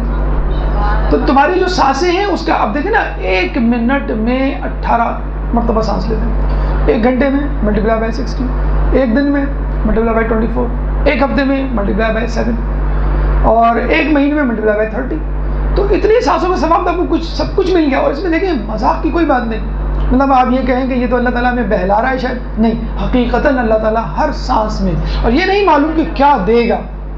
وہ تو اس نے کہہ دیا نا کہ روزہ میرے لیے، میں اس کی جزا دوں گا. تم چھوڑو اس بات کو کہ میں کیا دوں گا، یہ تو اور نیکیاں ہیں، یہ اور اعمال ہیں جن کو میں بتا کے گن کے دیتا ہوں، یہ تم مجھ پہ چھوڑ دو، میں تمہیں کیا دوں گا. ہم بچے کو اکثر آپ نے دیکھا ہوگا لڑ رہے ہوتے ہیں تو جو بیڈ بوائے ہوتا ہے، جو نافرمان ہوتا ہے، آپ اس کو کھلونا یا پیسے دے کے رفع دفع کر دیتے ہیں. جو آپ کا فرما بردار چاہیے تھا بیٹا، اس کو کہہ دیں بیٹا میں تمہیں ایک ایسی چیز دلاؤں گی کہ تم خوش ہو جاؤ گے. نہیں بتلاتے آپ کیا مطلب کہ اس کو اس کھلونے اس چیز سے زیادہ آپ عطا کریں گے جو اس کے وہم و گمان بھی نہ ہوگا. تو اللہ تعالیٰ کہہ رہا ہے کہ تم کچھ بھی نہ کرو، تم میرے مہمان ہو، اس لیے میں ہر سانس تمہاری کیش کروانا چاہتا ہوں، ہر سانس کے بدلے ایک نیکی ملے گی.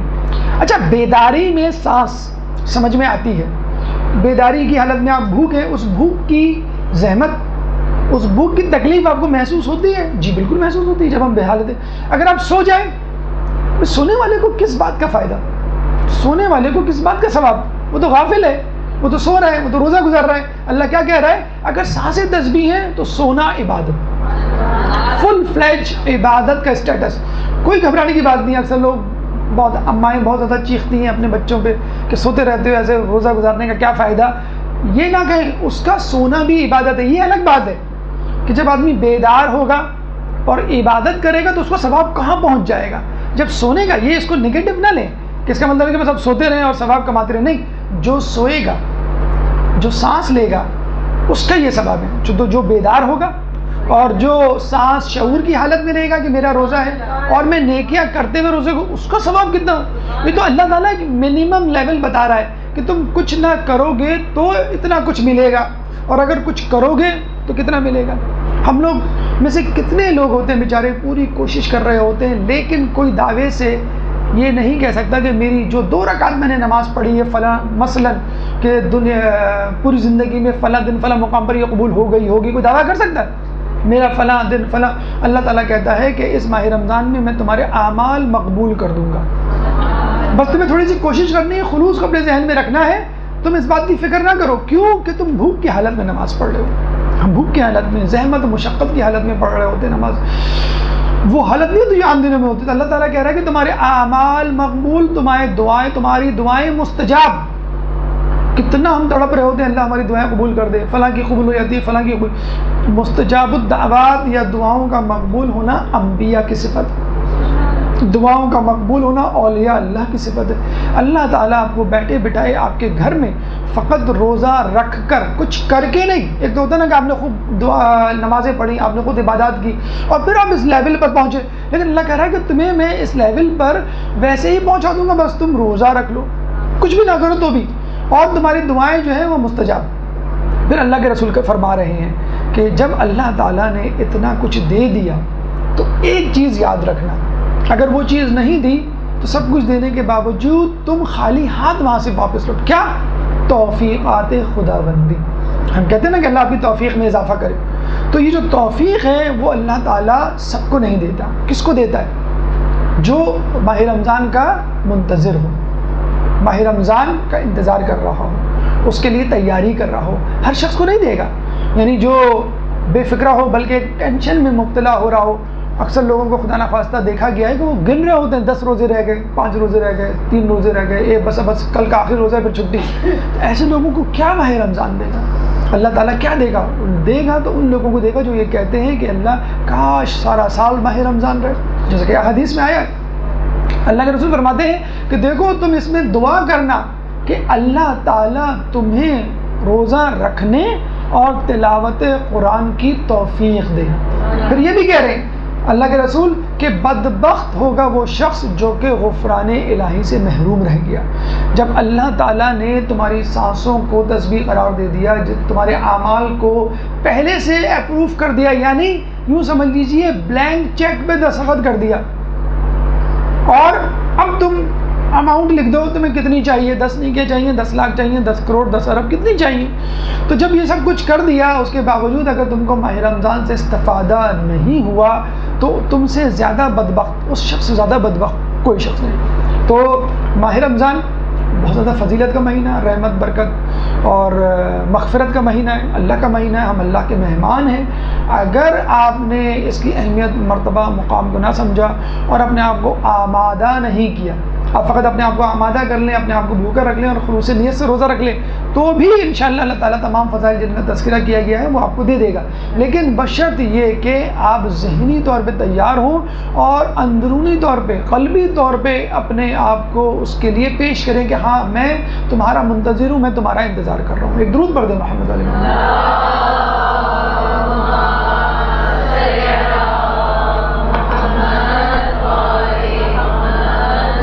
دیکھیے یہ تھا خطبہ شعبانیہ کا ابتدائی حصہ کہ جس میں اللہ کے رسول نے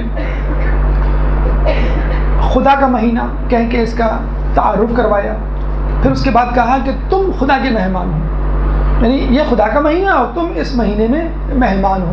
تو آپ کو بتلا دیا کہ اللہ آپ کو کیا دینا چاہ رہا ہے، اور یہ بھی بتلا دیا کہ آپ کے لیے آپشن ہے، اگر آپ چاہیں تو اس کو قبول کر لیں، چاہیں تو اس کو رد کر دیں.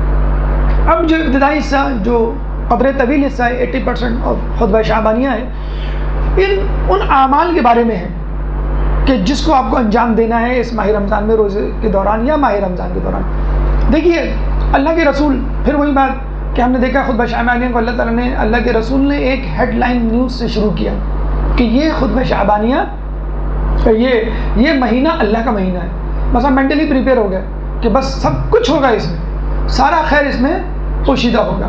اب اللہ کے رسول بتلا رہے ہیں کہ تمہیں اس مہینے میں کیا کرنا ہے.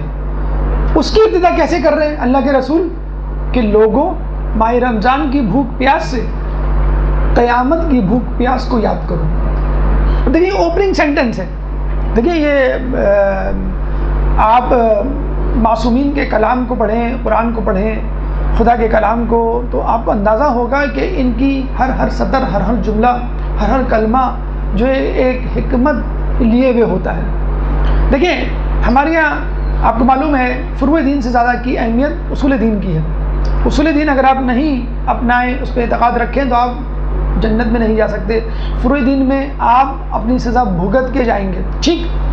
اچھا اصول دین میں مجھے بتلائیے، اصول دین میں سب کے سب امپورٹنٹ ہیں، اہم ہے، کسی ایک کو بھی انکار کیا آپ جو ہے وہ نکل گئے اسلام سے.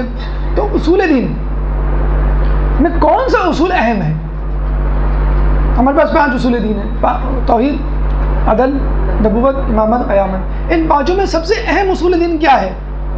لوگ کہتے ہیں کہ آپ امامت کر رہے ہیں، لوگ کہتے ہیں توحید، کیونکہ توحید ہی تو ہے جو سب کچھ ہے. توحید ہے، خدا ہے وہ نبی بھیج رہا ہے، نبی ہے تو اپنے پیچھے امام چھوڑ کے جا رہا ہے، خدا ہے تو وہ عدل کر رہا ہے، خدا نہ ہو تو عدل نہ ہو سکے، اور پھر اس کے بعد قیامت ہے. جو سب سے آخر میں ہے ہمارے خیال میں سب سے زیادہ اہم وہ ہے. اگر فرض کر لیجئے آپ کو کہا جائے کہ خدا ہے، لیکن خدا تم سے قیامت میں کچھ نہیں پوچھے گا، تو آپ اور میں کیا نیکی کریں گے؟ جب ہم کو یہ معلوم، بہت ہی کم لوگ ہوں گے سلیم الفطر جو ہے مولا علی کی طرح کہیں گے میں تیری عبادت اس لیے کرتا ہوں کہ تو عبادت کے قابل ہے، عبادت کے منصب کے قابل ہے، میں جنت کی لالچ میں یا جہنم کے خوف سے نہیں کر رہا. تو قیامت کا خوف اگر ایک اسٹوڈنٹ کو بتا دیا جائے بیٹا آپ اسکول آئیں، پڑھیں لکھیں، جو بھی کرنا کریں، امتحان نہیں ہوگا، کچھ نہیں پوچھا جائے گا، آپ اگلی کلاس میں چلے جائیں گے، تو کیا آپ جو ہے نیک کام کریں؟ کبھی نہیں کریں گے. تو قیامت کا جو کانسیپٹ ہے، ٹھیک ہے خدا ہوگا تو قیامت ہوگی، لیکن ہمیں سدھارنے کے حوالے سے، تزکیہ نفس کے حوالے سے، دیکھیں آپ کو خدا کی معرفت پہ دروس دے دیے جائیں تو ہو سکتا ہے وہ معرفت نہ پیدا ہو، لیکن آپ کو بتا دیا قیامت میں اس چیز کا احسان ہوگا تو اللہ تعالیٰ انسان جو ہے فوری طور پہ اللہ تعالیٰ کی اطاعت پہ راضی ہو جائے گا، فوراً تیار ہو جائے گا. تو رسول کیا فرما رہے ہیں؟ خدا کا ذکر نہیں، نبی کا ذکر نہیں، امام کا ذکر نہیں، عدل کا ذکر نہیں. کہہ رہے ہیں کہ اس ماہ رمضان میں یاد قیامت کو یاد کرو. کس طرح؟ بھوک پیاس کی حالت میں، جس طرح آدمی یا قیامت کے دن بھوک پیاس کی حالت میں ہوگا. اور یہ بھوک پیاس ہر کسی کو گزرنا ہے. جو بدکار ہوں گے وہ جہنم کی طرف جو ہے وہ ہکا دیے جائیں گے، اور پھر وہ وہاں پر حمیم گرم پانی سے پیاس بجھانے کی کوشش کریں گے، زقوم کڑوے پھل سے بھوک مٹانے کی کوشش کریں گے، لیکن نہ بھوک مٹے گی نہ پیاس. اور جو جنتی ہوں گے اور جو خوش بخت لوگ ہوں گے ان کو جنت کی طرف لے جایا جائے گا، حوض کوثر سے سیراب ہوں گے، پھر اس کے بعد کبھی بھی ان کو پیاس نہیں لگے گی. لیکن بہرحال جو بھوک پیاس کا عرصہ ہے محشر کا، جنت یا دوزخ میں جانے سے پہلے، وہ برداشت تو ہر کسی کو کرنا ہے. تو اللہ کہہ رہا ہے کہ ماہ رمضان میں جو بھوک پیاس تم کو لگے گی، تم قیامت کی بھوک پیاس کو یاد کرو.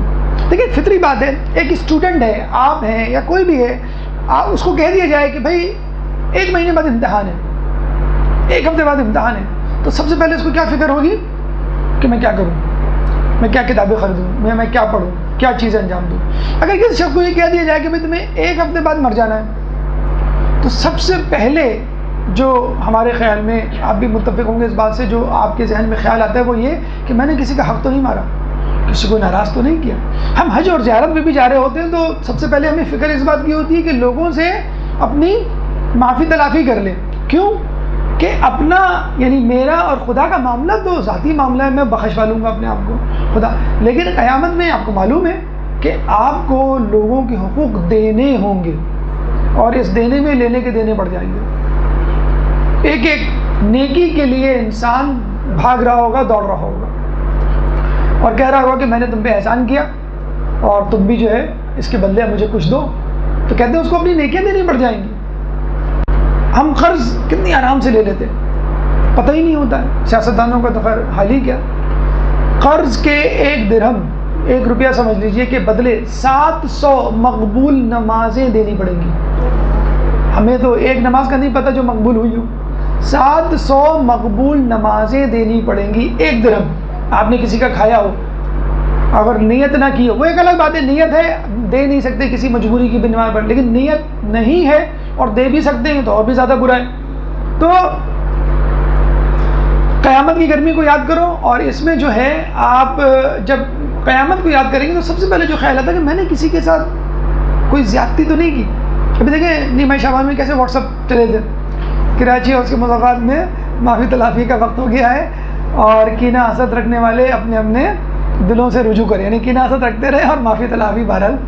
تو بڑے مزے کا لوگوں نے کہا کہ بھئی آپ کے گھر میں بھائی بہن موجود ہیں، رشتہ داروں میں، پاس پڑوس میں وہ موجود ہیں، کیا نام کے ناراض لوگ، لیکن آپ کو خود جا کے معافی مانگنے کی کوئی توفیق نہیں ہوتی. واٹس ایپ پہ آپ نے جو ہے وہ میسیج جو ہے وہ ہم چھانٹی کر رہے ہوتے ہیں، دیکھ رہے ہوتے ہیں کون سا اچھا میسیج ہے جو زیادہ اٹریکٹیو ہے، دل سے نکلے نہ نکلے، اور چلو بھائی بھیج دو، فلاں کو بھی بھیج دو. تو بہرحال تو یاد خدا سب سے پہلے آپ کو حقوق الناس، اور ویسے بھی کہا جاتا ہے شریعت اعتبار سے حقوق الناس زیادہ امپورٹنٹ ہے، کیونکہ حقوق اللہ یعنی عبادات، نیکیاں اور گناہ وہ تو آپ پر اللہ کا معاملہ، وہ آپ توبہ سے بھی، یعنی حقوق الناس میں فرض کر لیں آپ کسی کی چوری کرتے ہیں، اللہ سے کہیں مجھے معاف کر دیں، اللہ معاف کر دے گا، لیکن جس کی چوری کی ہے قیامت میں آپ سے پیسہ مانگے گا، آپ سے کہے گا ماں یہ پاکستان کی گورنمنٹ یا دنیا کی حکومتیں تھوڑی ہیں کہ آپ جتنا چوری کیا اس کا 20% دے دیں اور چھٹ جائیں. اکثر ممالک میں ایسا ہوتا ہے کہ آپ کو یہ معاف کر دیا جاتا ہے. بہرحال تو آپ کیا کرتے ہیں، آپ لوگوں کو جو ہے وہ اللہ تعالیٰ کی یاد، قیامت کی یاد جب آتی ہے تو آپ حقوق الناس کی طرف. تو رسول فرماتے ہیں کہ اس ماہ رمضان کی بھوک پیاس سے قیامت کی بھوک پیاس کو یاد کرو. پھر اس کے بعد فرماتے ہیں کہ غریبوں سے ہمدردی کرو، ان کو صدقہ دو، بزرگوں کا احترام کرو، چھوٹوں سے شفقت سے پیش آؤ، اور جن سے تم نے قطع تعلق کیا ہے ان رشتہ داروں سے صلح رحمی سے پیش آؤ. تو یہ تھا. اس کے بعد اپنی نگاہوں کو حرام چیزوں سے بچاؤ، اپنے کاموں کو ان آوازوں سے بچاؤ کہ جو حرام ہے یعنی میوزک، اور اپنی جسے کہتے ہیں کہ زبان کو ہر قسم کے برے کاموں سے بچاؤ. تو آپ نے دیکھا اللہ تعالیٰ، اللہ کے رسول نے قیامت کا تذکرہ کیا، قیامت کی یاد دلائی، تو اس کے بعد فوراً تذکرہ کر دیا جو آس پاس کے لوگ ہیں، مثلاً غریب، بزرگ، رشتہ دار یا بچے، ان کے حقوق ادا کر دو، ان کو ناراض نہ کرو، ان کو خوش کرو. اور پھر فوراً تزکیہ نفس، یعنی آپ کا خدا کا معاملہ جس میں آنکھ، زبان اور کان آ جاتا ہے. اچھا اتفاق کی بات یہ ہے کہ آدمی سوچتا ہے اور سوچا کرے کہ امام نے اس کا تذکرہ کیوں کیا، اس کا تذکرہ کیوں نہیں کیا، پہلے تذکرہ کیوں نہیں کیا بعد میں. تو دیکھیں سیکوینس، یہ ترتیب بتا رہی ہے کہ حقوق الناس کی پہلے زیادہ اہمیت ہے، وہ بخش والو، پھر اپنے حقوق یعنی اللہ کے حقوق پر آؤ، پھر ان کی طرف توجہ کرو. آپ یہ دیکھیں اللہ کا رسول کیا کہہ رہا ہے، زبان سب سے زیادہ زبان استعمال ہوتی ہے گناہوں کے حوالے سے. آپ نے دیکھا ہوگا خواتین کے حوالے سے تو باقاعدہ رسول اللہ نے کہا ہے کہ جب پوچھا گیا کہ آپ نے جہنم میں کس کو زیادہ دیکھا تو رسول نے کہا خواتین کو، حالانکہ گناہ مرد زیادہ کرتے ہوئے نظر آتے. خواتین کو کیوں؟ وہ اپنی زبان کی وجہ سے جہنم میں جائیں گی. جو خصوصی طور پہ خواتین، اور عقیدت میں آپ نے دیکھا ہوگا چاہے خاتون ہو چاہے مرد ہو، بھوک کی حالت میں آدمی زیادہ بولتا نہیں، خاموش رہتا ہے، ہاں ہوں کر کے کام چلا لیتا. اگر پوچھے میں کنگھی کہاں رکھی ہے اشارے سے. تو اگر ایسا ویسے ہی ہو جائے عام دنوں میں، آپ دیکھیں، کیلکولیٹ کریں آپ کہ آج میں نے کہاں بولنا تھا نہیں بولا، یعنی غیر اضافی گفتگو میری ہوتی تھی لیکن نہیں ہوئی، تو آپ دیکھیں کہ لمبی لسٹ بن جائے گی آپ کی. بلکہ یہ کہا جائے کہ آپ جو کچھ بھی کہیں اس کو لکھیں تو پوری رات گزر جائے گی کہ ہم نے دن بھر اتنی فضول گوئی کہی ہوگی.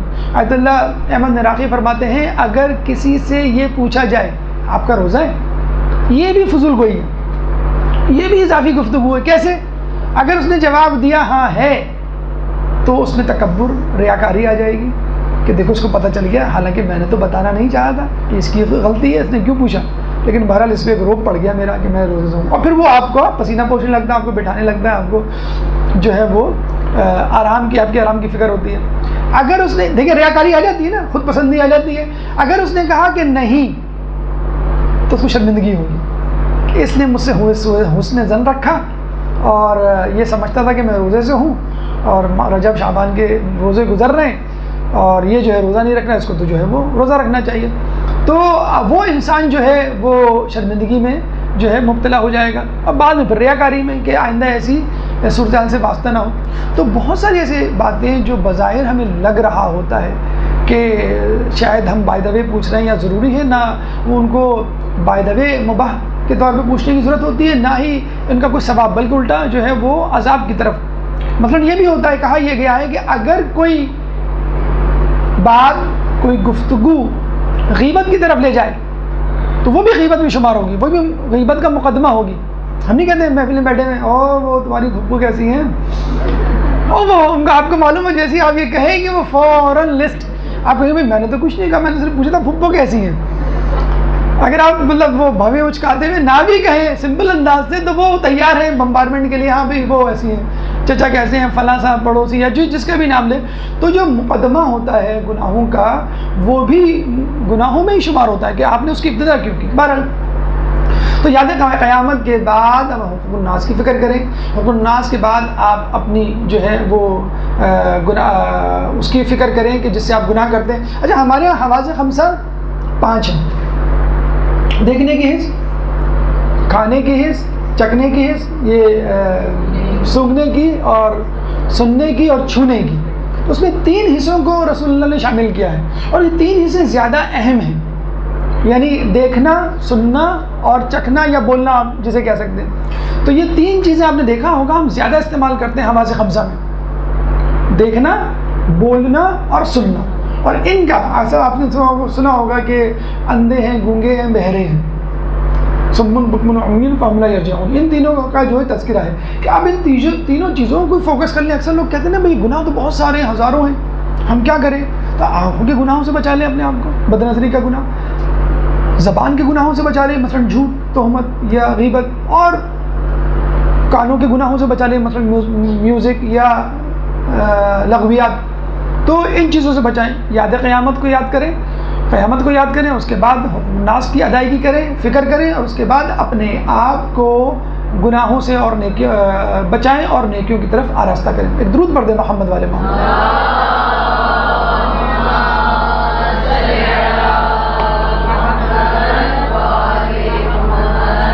دیکھیں، جب بھی انسان نیکی کی طرف آتا ہے، آپ نے یہ نوٹ کیا ہوگا، سب سے پہلے اس کو اپنے گناہ یاد آتے ہیں کہ میں نے اب تک جو گناہ کیے ہیں کیا وہ معاف ہو گئے یا ہو چکے، تو میں آگے نیکی کروں. اگر گناہ ہی نہیں میں نہیں معاف ہوئے تو پھر کیا فائدہ. تو سب سے پہلے جو فکر ہونی چاہیے، کیونکہ آگے کا جو عمل ہے وہ تو آپ نے ابھی تک نہیں کیا، گناہوں کی نیکی اب تک جو کچھ کیا ہے وہ تو معاف کروا لیں. تو اللہ کے رسول فرماتے ہیں توبہ کے حوالے سے کہ اس مہینے میں اللہ تعالیٰ سے اپنے لیے توبہ طلب کرو، اور نماز کے اوقات میں اپنے ہاتھوں کو بلند کر لو، کیونکہ وہ لمحات ہیں کہ جن کے اوقات میں اللہ بندے کی طرف زیادہ ملتفت ہوتا ہے. پھر اللہ کے رسول فرماتے ہیں اللہ نے اپنے جلال کی قسم کھائی ہے کہ ان لوگوں کو جہنم میں نہیں ڈالے گا کہ جو نماز پڑھتے ہیں اور طولانی سجدے کرتے ہیں. تو سب سے پہلا کام، جیسے ہی آپ کو یاد آئے قیامت کی، جیسے آپ کو یاد آئے اپنے گناہوں کی، ماہ رمضان میں سب سے پہلا کام یہ کرنا ہے کہ اپنے گناہوں کو بخشوانا ہے. دیکھیں، ہم نے پہلے ہی کہا آپ کو کہ جنت میں جانا کمال نہیں، جہنم سے بچانا جو ہے وہ اپنے آپ کو وہ زیادہ ضروری ہے. تو جیسے کہ آپ نے کہا کہ بدبخت ترین ہے وہ شخص جو اپنے آپ کو غفران الہی سے نہ بچائے. تو یہ جو جہنم سے بچانا ہے اور جو گناہوں سے اپنے آپ کو صاف کرنا، یہ بہت زیادہ ضروری ہے، کیونکہ یہ چیز آپ کو جہنم میں لے کے جائے گی، آپ کے گناہ. اور جب گناہ نہیں ہوں گے تو آپ خود بخود کوالیفائی کر جائیں گے جنت کے لیے. تو اپنے آپ کو سب سے پہلے توبہ کے لیے تیار کیجئے. توبہ کیا ہے؟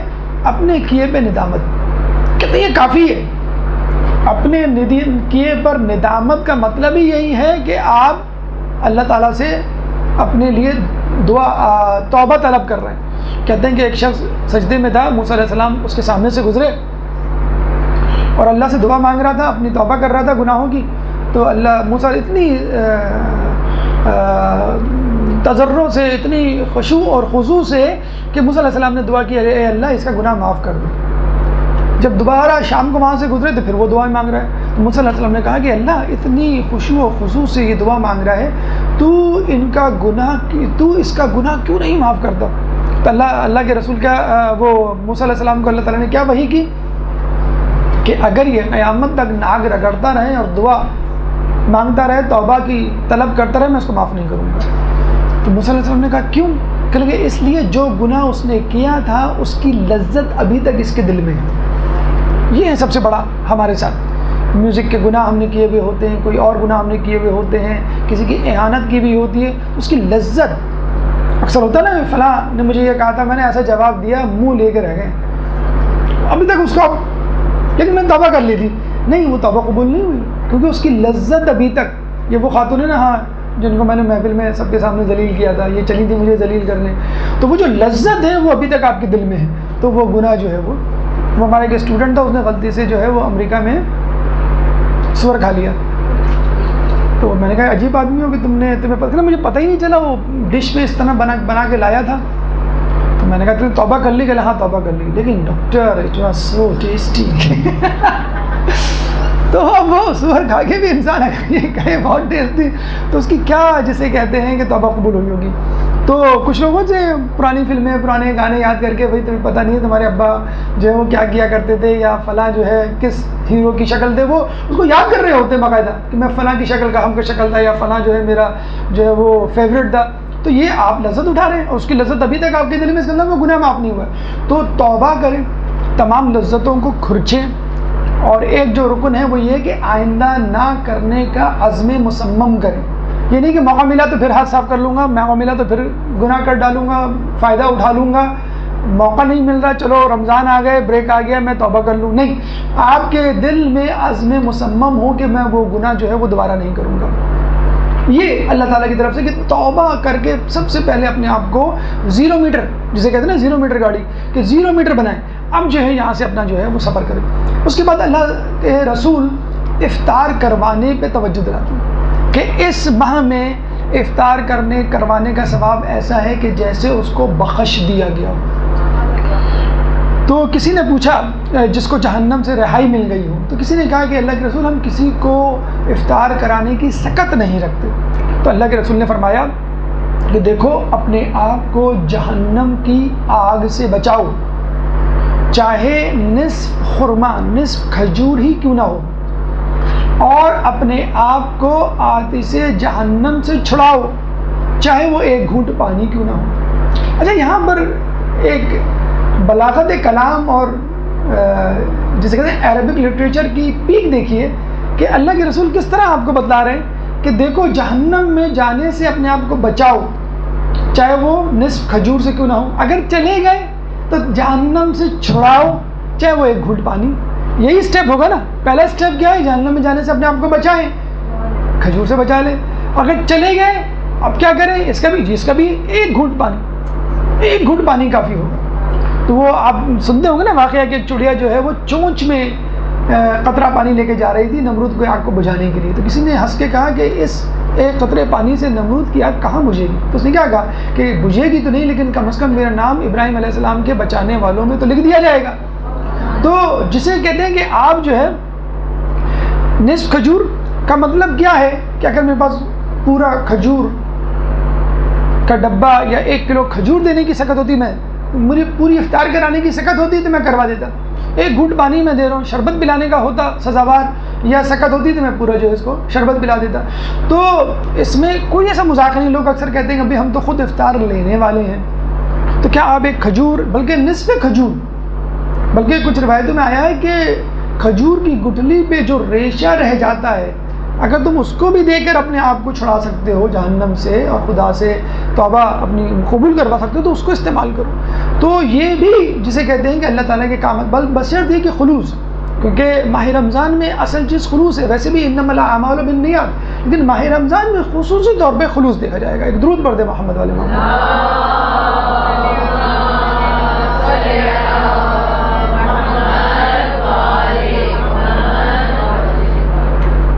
اس کے بعد دیکھیے کہ ماہ رمضان میں جو اعمال کرنے کے حوالے سے جو رسول اللہ نے ہمیں بتلائے ہیں، جو پہلے کا تذکرہ کیا ہے، انہوں نے کیا کیا ہے کہ تم جو ہے وہ تلاوت قرآن اور جو ہے وہ ماہ رمضان کے روزوں کی توفیق طلب کرو. اب یہاں پہ اللہ کے رسول جو ہے وہ نماز و اذکار کی اہمیت سے آپ کو آگاہ کر رہے ہیں. کیا ہے نماز و اذکار کی اہمیت؟ اللہ کے رسول فرما رہے ہیں کہ دیکھو اس مہینے میں مستحب نماز انسان کو جہنم سے آزاد کروائے گی، بخشش دلوائے گی. مستحب نماز اور واجب نماز انسان کو عام دنوں میں پڑھی جانے والی 70 نمازوں سے زیادہ یا اس کے برابر جو ہے وہ اجر دلوائے گی. اور جو شخص مجھ پر کثرت سے درود پڑھے گا قیامت کے دن اس کا میزان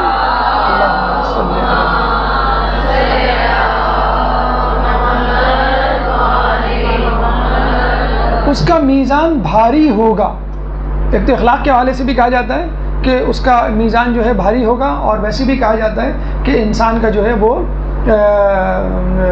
اخلاق جو ہے وہ سب سے زیادہ وزنی ہوگا. لیکن درود کے حوالے سے عبادات میں کہا جاتا ہے کہ درود جو ہے کسی بھی دعا کے لیے کہا جاتا ہے کہ اگر اول اور آخر پڑھیں تو دعا جو ہے مستجاب ہو جاتی ہے، قبول ہو جاتی ہے، اور ویسے بھی پڑھیں تو آپ کا نامہ اعمال جو ہے وہ بہت زیادہ بھاری ہو جاتا ہے۔ پھر کہا گیا ہے کہ اس مہینے میں ایک آیت پڑھنے کا ثواب ایک قرآن پڑھنے کے برابر ہے۔ اس کو انڈر ایسٹیمیٹ نہ کیجیے کہ اللہ تعالیٰ جو ہے وہ بس ایسے ہی بنا رہا ہے اور ثواب شاید ملے نہ ملے، پورے ایک قرآن پڑھنے کا ثواب ملے گا۔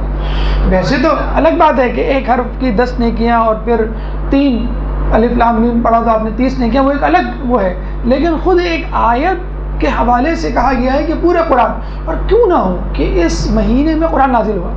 ایک تو کہا جاتا ہے کہ تدریجی تنزیل، کہ آیت با آیت سورہ با سورہ مختلف مواقع کے حوالے سے نازل ہوا، لیکن خود اس مہینے میں خصوصی طور پہ جو ہے ایک مکمل طور پہ قرآن جو ہے نازل ہوا، یعنی 2 مرتبہ کہا جاتا ہے کہ قرآن نازل ہوا، 23 میں یا 21 میں یا آخر کی طاق راتوں میں۔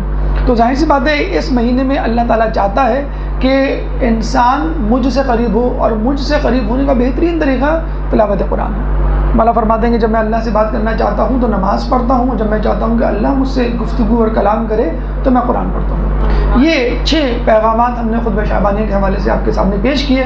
انشاءاللہ مزید 6 پیغام ہم اگلی نشست میں آپ کے سامنے پیش کریں گے۔ اللہ تعالیٰ سے دعا ہے کہ ہمیں ماہ رمضان کی تیاری ماہ رمضان سے پہلے کرنے کی توفیق عطا فرمائے۔